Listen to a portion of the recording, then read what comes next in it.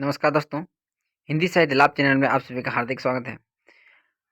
अंजू दीदी जो नाटक हम लोग लगातार पढ़ रहे हैं, उसका आज हम अंक 2 का दृश्य 1 देखेंगे, जो कि पहला जो दृश्य था वो वो उस समय का था जब अंजू दीदी उसमें थी। अब इस दृश्य में रहता है अंजू दीदी।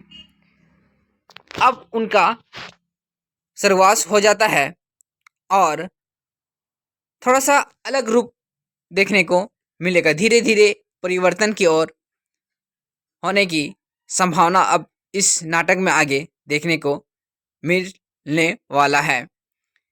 यहाँ पर कहता है अब जो नाटक शुरू होगा वो 20 वर्ष बाद की कहानी शुरू होगा। कितना? 20 वर्ष बाद। यहाँ जो रहता है, हम लोग यहाँ तक देख लिए थे पहला दृश्य में कि श्रीपत आता है अपने दीदी घर और वहाँ पर वो मौज मस्ती करता है। उसके बाद क्या होता है कि उनको वापस चला जाता है और वहाँ के बाद ही यहाँ पर उसका 2 अंक का भाग शुरू हो जाता है। तो चलिए दोस्तों देखते हैं आज का प्रमुख नाटक को आगे बढ़ाते हैं। कहता है कि 20 वर्ष बाद पर्दा उसी मिले जुले खाने के कमरे और बैठक में उठता है। मतलब जो पहला दृश्य था उसी दृश्य के समान ही 20 वर्ष के बाद भी उसी कमरे के आसपास से ही यहाँ पर पर्दा उठता है। और 20 वर्षों के इस अरसे में यद्यपि पर्दों के कपड़े, मेजपोश, गद्दियों और तकियों के गिलाफ बदल गए हैं, वही मतलब 20 वर्ष के पश्चात क्या रहता है, अंजू जो रहती है, जो अंजलि जो रहती है, उनका देहांत हो चुका होता है और सब कुछ धीरे धीरे परिवर्तन होने या फिर हुआ रहता है। सब कुछ बदल गए, लेकिन कमरों की सजावट और सफाई में वैसा अंतर नहीं आया। मतलब कुछ कुछ चीजें परिवर्तन हुई और कुछ कुछ अभी जैसी कि तैसी ही बनी हुई है। केवल नाटक में किचन को जाने वाले दरवाजे के ऊपर अंजू दीदी का आदम चित्र के लगा है कि हमारे कमरे दोनों भाग में नजर आ रहा है। मतलब अब उनका स्वर्गवास हो चुका होता है अंजू दीदी का, तो कमरे में उनके फोटो पर फ्रेम में माला लगी हुई रहती है। और कुछ क्षण बाद बाहर के कमरे में ओमी तेजी तेजी आती है। कौन आती है? ओमी। ओमी जो कि पत्नी रहता है किसका? नीरज का। क्योंकि नीरज जो पहला भाग में था वो 11 साल का है, यहाँ पर इसमें दूसरा भाग में जो रहता है वो 31 साल का दिखाया गया है। और ओमी कौन रहती है? उसकी घरवाली रहती है, मतलब अंजलि की यह पोतहू रहती है, मतलब बहू रहती है। अब वही घर चलाती है, वही उस घर को संभालती है, कैसे अनुशासन में रहना है नहीं रहना है वही बताती है। तेजी तेजी आती है। कौन? ओमी तेजी तेजी आती है, बिल्कुल अंजू दीदी की तरह। मतलब अंजू दीदी का ही रूप, मतलब अनुशासन वो भी सीख के रखी हुई है और वैसे ही घर को बसाना और रचना चाहती है। जाकर रसोई घर के दरवाजे पर नौकरानी को आवाज देती है। ओमी ओमी कहती है, मुन्नी नाश्ता रखो मेज पर। किंचित कड़े स्वर में, तुम क्या कर रही हो? 8 बजने को आए हैं और नाश्ते का भी कोई अता पता नहीं है। देखिए वही स्वर जो कि अंजलि पहला भाग में ऐसी आवाज देती है कि 8 बजने वाले हैं, अभी तक नाश्ता नहीं पहुंचा है मेज पर। वहीं देखिए ओमी भी वैसे ही यहाँ पर बात करती है। मुन्नी कहती है, मुन्नी पृष्ठभूमि में, बस लिए आ रही हूँ मैम साहब, है ना ये। अब ओमी, नीलू बेटे कपड़े बदल लिए तुमने? देखिए वही जो 20 वर्ष पहले नीरज अपनी मम्मी से ये मम्मी इस नीरज को कहते थे कि बेटे कपड़े बदल लिए, स्कूल का समय हो गया, जल्दी से टिफिन खा लो और चलो स्कूल। वहीं पर आप देखिए ओमी नीलू से कहते हैं। नीलू कौन रहता है? नीरज और ओमी का बेटा रहता है नीलू। नीलम कहता है अंदर से, जी हो गया तैयार मम्मी, है ना। उसी का नाम नीलम और नीलू एक ही है। ओमी कहता है किचन के दरवाजे से, मुन्नी नीलम का नाश्ता उसके कमरे में पहुंचाओ और देखो राधु को भेजो और नजीर साहब के यहाँ, है ना, साहब को बुला आए हैं, आकर नाश्ता कर लें, फिर चाहे सारा दिन बैठे गप्पे लड़ाए। बिल्कुल वही 20 वर्ष पहले जो घटनाएं चलती थी, लगभग लगभग वैसे ही घटना लेकर इसमें भी देखने को मिल रहा है, जो कि वही स्वरूप लेके चलता है। लेकिन कुछ कुछ परिवर्तन यहाँ पर देखने को मिलता है, जो कि अब उस ज्यादा कड़े स्वर को अब थोड़ा सा निम्न स्तर में ले जाने का दिखाने का प्रयास किया जा रहा है। आगे बढ़ते हुए आश्चर्य की ओमी की चाल ढाल रंग रूप सब अंजू दीदी सा, मतलब उसकी पोतहू जैसे था ना, उसकी मतलब सास जैसी हो गया है किसका, ओमी का भी। बस सूरत अलग है, नहीं तो पतला छरहरा शरीर वही, दुर्बल नसें वही, उन्नत ललाट पर हल्की तेवर वही लगता है। अंजू दीदी का दूसरा रूप धरती पर उतर आया है ना, मतलब अंजू दीदी का दूसरा रूप धरती पर उतर आया, सबको ऐसे लगता है। क्यों? क्योंकि सब स्वभाव रूप रंग बोले चाल ढाल बिल्कुल अंजलि जैसी ही है, उसकी अपनी पोतू का, ओमी का। अनिमा कहती है, अनिमा उठकर कमरे में घूमते हुए सोचती हुई, अगर परलोक में भी आदमी इस लोक की खबर रखता और परमात्मा या आत्मा भी कोई चीज है, तो तुम्हें अपने पद चिन्हों पर चलते देख आज अंजू की आत्मा बड़ी प्रसन्न होती होगी। अनिमा कौन रहती है? अंजलि की दोस्त रहती है, जो कि यहाँ पर इस नाटक में कहती है कि अगर ऊपर वाला देखता होगा ओमी के बारे में तो जरूर प्रसन्न होता होगी आपकी सासू माँ, क्योंकि सासू माँ जैसे आपको सिखा के गई थी वैसे भी आप काम कर रही हैं, तो निश्चित रूप से खुश होती होगी। अब चुनाव भी बीसियों में से था, उसने तुम्हें चुना था उसको। अंजू चाहती थी ऐसी बहू जो उसके घर को बिल्कुल उसकी तरह चला सके, बिल्कुल वैसे ही चला रही है। हम मजाक किया करती थी कि तुम ऐसी बहू लाओगी जो पानी भी डाइनिंग टेबल पर जाकर पिए, है ना, अनुशासन इतनी कि पानी भी डाइनिंग टेबल में जाके बैठ के पिए।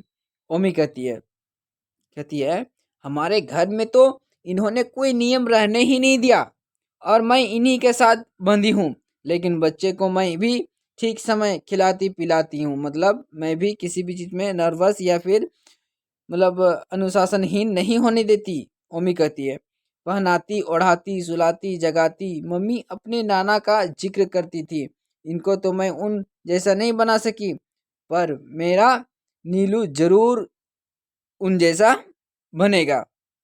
अनिमा कहती है कल से तुम जिस तरह लगी हो और आज उठते ही तुमने जिस तरह सब प्रबंध किया है उसे देखकर लगता ही नहीं कि इस घर में कभी सुस्ती का राज्य रहा।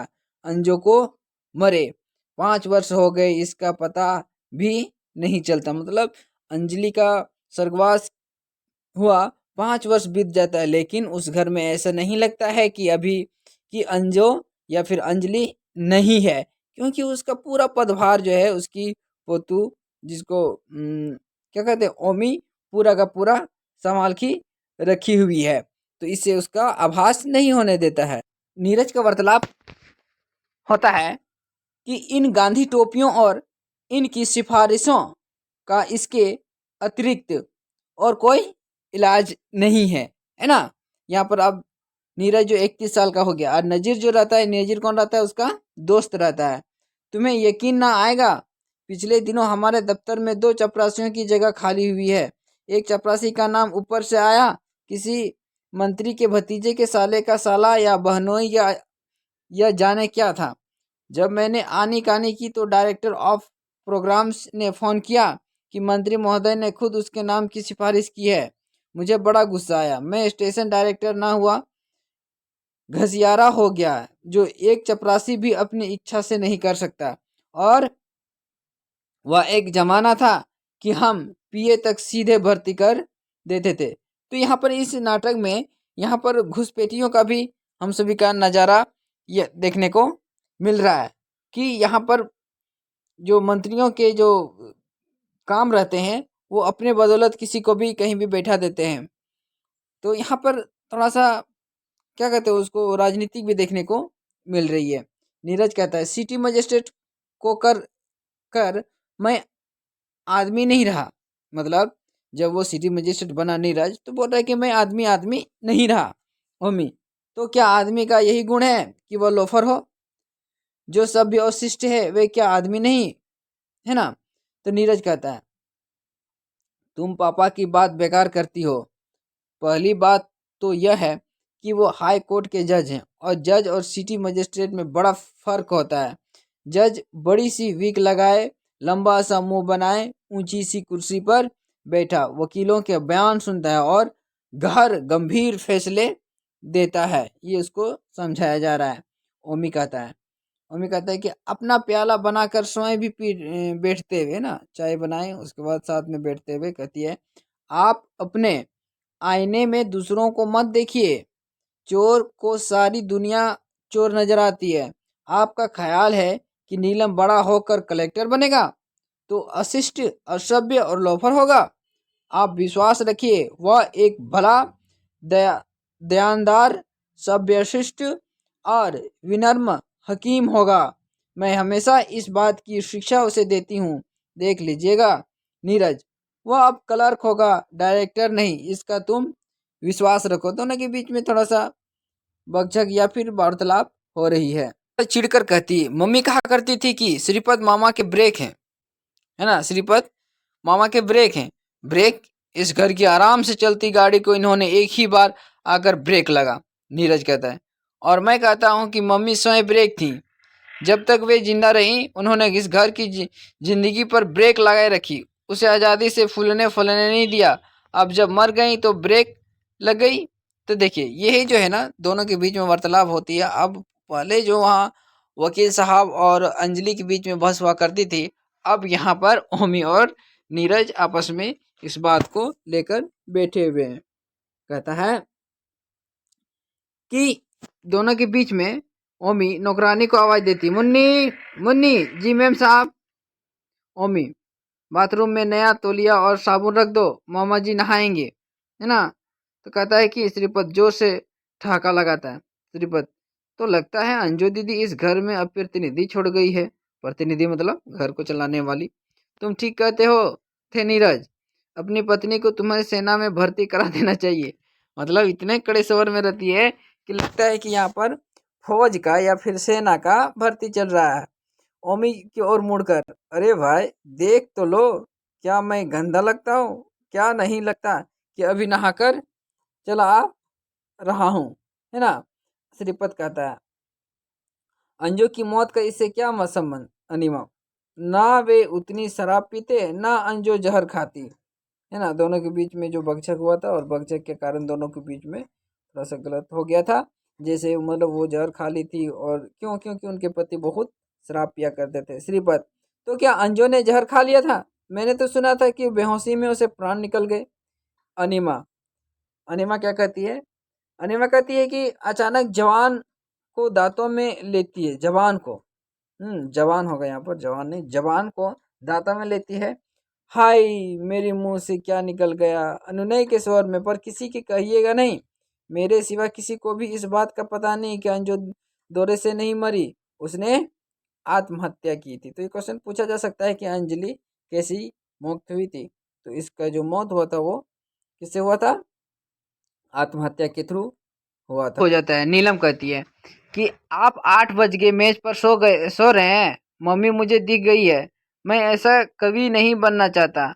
माँ से सुनी नियुक्तियां दोहराता है ना। नीलम कहते हैं अपने माँ से, टैगोर खाने की मेज पर नहीं सोते थे, और सरोजनी नायडू। श्रीपद कहता है, मामा जी, है ना। श्रीपद कहता है, मेज से उछलकर उसे बाहों में लेकर घूम लेता है।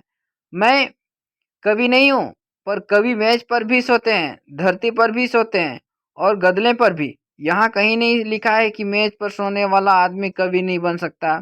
फिर उसे चूम कर उस पर, जाओ बेटे, जाकर गणित में मन लगाओ। तुम्हारा ध्यान जो इतनी जल्दी कविता से हट गया, तो लगता है कि तुम्हारा ध्यान उसमें नहीं था। दोनों के बीच में वार्तालाप चल रहा है, किसके?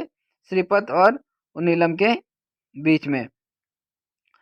श्रीपद कहता है अनिमा से, अनिमा से कहता है, कसम ले लो, जो पिछले 20 वर्षों में कभी मेज पर सोया हूँ। यहाँ आने से पहले सोचता था कि आपके जाऊंगा तो जीजा जी के साथ बैठकर गप लड़ाऊंगा, एक ही चरपाई पर उनके साथ बैठूंगा और आराम से बिस्तर पर सोऊंगा। पर यहाँ आकर पता चला कि अंजू दीदी अपने प्रतिनिधि छोड़ गई है। मतलब श्रीपत सोचते थे कि वो अब सब कुछ ठीक ठाक हो जाएगा, लेकिन यहाँ पर जो ये रहती है, ओमी जो रहती है, वो पूरा का पूरा प्रतिनिधि संभाल के रखती है। पर यहाँ आकर पता चलता है कि अंजू दीदी का प्रतिनिधि छोड़कर गई है, जो बातों में अंजू की भी कान काटती है। तब ना जाने क्या हुआ, मैं फिर वैसे का वैसा हो गया। मैं तो सच उसी क्षण चला जाता, पर एक तो जीजाजी से भेंट नहीं हुई, दूसरे रात भर का थका हुआ था, इसलिए सो गया। बाथरूम किधर है? मैं जरा मुंह हाथ धो लूं। श्रीपत कहते हैं हंसते हुए, लंबी सांस भर कर लेते। हम ययावर, हम क्या बोलें, हम ययावर, हम क्या बोलें, कब हाथ बढ़े कब पांव उठे। श्रीपत कहता है, सुबह तो हमारी जीजाजी बस शाम को होती है, पर हम यह कोशिश करते हैं कि वह कुछ रंगीन हो जाए। उम्र तमाम हो, पर उम्र तमाम होने का खेद ना रहे, तो कहिए फिर रहे ना दिलखुशा का प्रोग्राम। दोनों के बीच में यहाँ पर वार्तालाप हो रही है। अब यहाँ पर इंद्र और श्रीपत दोनों का वार्तालाप। इंद्र नारायण वही जो अंजलि की घर वाले थे, हस्बैंड, जो वकील थे, कहते हैं जो भी हो उसकी चिट्ठी की भी वे दो पंक्तियां सदैव मेरे मन में कचोटती रहती है। मतलब अंजलि जो चिट्ठी लिखी थी अब भी इंद्र नारायण को कहीं ना कहीं चोट पहुंचाती है। कहते हैं कि मैंने 2 बार चाहा भी पर पी ना सका, मतलब वाइन। श्रीपत, लेकिन आपको मालूम नहीं अंजू कितनी मॉर्बिड थी। अंजू मॉर्बिड मतलब एकदम कड़े वाली, और वह अपने हट को पूरा करने के लिए क्या कुछ ना कर सकती थी। किंचित धीमे स्वर में, यह फिट से नहीं मरी, श्रीपत जहर खा लिया था, है ना। बोल रहा है कि वो फिट से नहीं मरी थी, वो जहर खा लिया था। इंद्र आंखें फाड़े, क्या कहते हो, सच में? मतलब उसको पता नहीं था कि वो जहर खा ली थी। श्रीपत कहता है, अंजू का तिलिस्म जितनी जल्दी टूट जाए अच्छा है, या कोई भी जीवन जी रहे है जीजाजी। ओमी कहती है, क्यों, इसमें क्या बुराई है? संयम से, अनियमित से जीवन जीना क्या बुरा है? श्रीपत, मैं ठीक कहता हूँ। जो मेरी बहन थी वह नाना के यहाँ पली थी। कहा? वह सख्त मोरबिड और जालिम थी, क्योंकि हमारे नाना मोरबिड और जालिम थे। वह घर के घड़ी की तरह चलाना चाहती थी, पर वह ना जानती थी कि घड़ी मशीन नहीं, इंसान है, इंसान, मशीन नहीं। ये मोस्ट इम्पोर्टेंट है। ये कथन किसका है? श्रीपत का कथन है। कहते हैं कि घड़ी की तरह चलाना चाहते थे घर को, पर वह नहीं जानती थी कि घड़ी मशीन है और इंसान मशीन नहीं है ना। इंसान जब मशीन बन जाएगा तो वह दिन दुनिया के लिए सबसे बड़े खतरे का दिन होगा। ये श्रीपत का कथन है, जो कि मोस्ट इम्पोर्टेंट है। कहता है जब इंसान मशीन बन जाएगा तो वह दिन दुनिया के लिए सबसे बड़े खतरे का दिन होगा। इंसान का मशीन बनना सनक का ही दूसरा रूप है। अंजो यदि इसे समझती तो जीजा जी को चोरी से शराब पीने और अंजो को मरने की जरूरत ना पड़ती। लेकिन अंजो ने जब देखा वह जिंदगी में अपनी जिद पूरी नहीं कर सकती थी, उसने जहर खा लिया, और जिस काम में वह जिंदगी में सफल ना हुई थी उसमें मरकर वो सफल हो गई। इस कमरे को देखो, 5 बरस से इसमें कोई जोर से नहीं हंसा है, जोर से नहीं बोला है। 5 बरस से इससे सिगरेट या शराब का एक घूंट नहीं पिया गया है। 5 बरस से यह अंजो की सनक को पालता रहा है। पर मैं समझता हूँ कि आज अंजो की सनक, उसके जुल्म, उसके तिलिस्म तो तोड़ना जरूरी है, ताकि इस घर के लोग अपना अपना जीवन जी सके। ये कथन पूरा का पूरा श्रीपत कहता है ना, जो कि उस परंपरा को आगे बढ़ाते हुए उसको एक नए रूप में ढालना चाहता है। अब श्रीपत का बात आगे बढ़ाते हुए कहता है कि नीरज चाहे तो सिटी मजिस्ट्रेट होता हुआ भी क्रिकेट खेले, या मजिस्ट्रेट छोड़कर क्रिकेट खेले। नीलम आईएएस या क्रिकेट का कप्तान बने या ना बने, पर कभी जरूर बने। और जीजाजी चाहे एक आध पैग पिए और एक आध शाम स्टैंड या गेलॉर्ड से गुजारे, लीजिए जीजा जी उठाइए, है ना। दोनों के बीच में वार्तालाप चलती है। तो हम लोग यहाँ पर ध्यान रखेंगे, जो नीरज जो रहता है, नीरज जो रहता है वो पहले क्रिकेट का कप्तान बनना चाहता है। क्वेश्चन पूछा जा सकता है यहाँ पर, थोड़ा सा कंफ्यूज हो सकता है कि नीरज, है ना, नीरज जो रहता है वो क्रिकेट का कप्तान बन जाए, और उसका बेटा जो नीलम रहता है वो कवि बनना चाहता है। क्या बनना चाहता है? कवि बनना चाहता है। कौन? नीलम। नीलम कौन रहता है? नीरज का बेटा रहता है ना। अब दोनों के बीच में वार्तालाप होती है, श्रीपत और उसके जीजाजी के बीच में। अब इंद्र नारायण गिलास उठाते हुए और अंजू के चित्र की ओर देखते हुए, जिस कमरे में वो लोग थे तो उसी रूम में वो अंजलि का फोटो भी लगा हुआ था। जरा सी गलती पर अपनी सनक में तुमने मेरी 5 बरस रेगिस्तान बना डाले अंजो, मैं तुम्हें क्या कहूँ, है ना। ये इंद्र नारायण कहते हैं, अपने स्वर्गवासी पत्नी से बात कर रहा है कि तुम अपने सनक, सनक मतलब ज्यादा गुस्सेल या फिर ज्यादा जिद्दीपन, मैं तुम्हें क्या कहूँ। इस कमरे में बरसों से तुम्हारा जादू तारी है, पर श्रीपत ठीक कहता है यह जादू टूटना चाहिए। इस घर को उस घड़ी की तरह नहीं, इंसानों की तरह जीना चाहिए। ये कथन भी मोस्ट इंपॉर्टेंट है। धीरे से जब मग उठाते हैं, लेकिन होठों के पास तक ले जाकर हाथ रोक लेते हैं। कौन? क्या इंद्र नारायण। नहीं भाई, मैं नहीं पी सकता। अंजू जी के जुल्म और उसकी सनक की बात मैं मानता हूँ। क्या कहता है? मैं अंजू जी की बात और उसकी सनक को मानता हूँ, पर जब उस सनक के लिए उसने जान दे दी तो उसकी रक्षा करनी ही चाहिए। जाने जिंदगी और कितने दिन बाकी है, क्यों इन चंद दिनों के लिए उसकी आत्मा को नष्ट या फिर कष्ट दूं।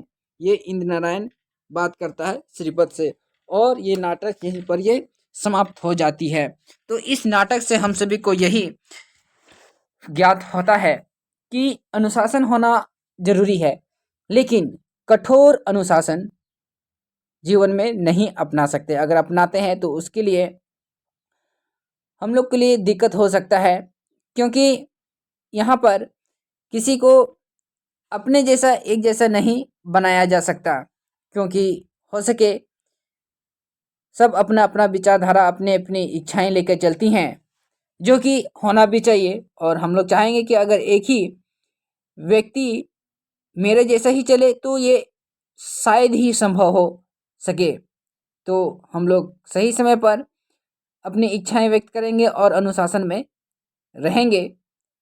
इसी सोच विचार के साथ हम लोग मिलेंगे एक नए नाटक के साथ, जो कि एग्जाम की दृष्टि से भी काफ़ी उपयोगी साबित होगी।